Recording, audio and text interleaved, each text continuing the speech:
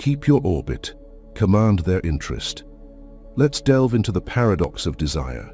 The world chases after what retreats from it. The rarest treasures are those not easily gained.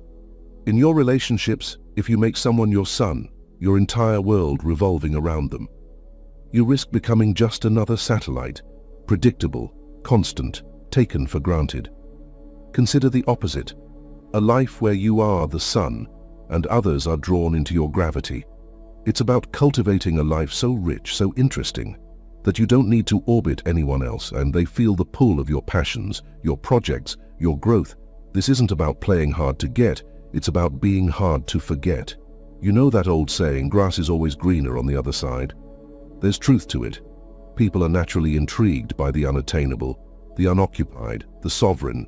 So, when you stay invested in your own path, when you don't make them the epicenter of your existence, you become the greener grass. You're not aloof, you're just self-aligned.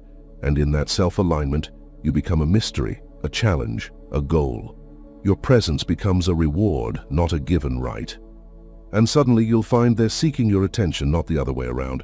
This is the essence of allure, the secret to becoming a priority in their lives without even asking for it.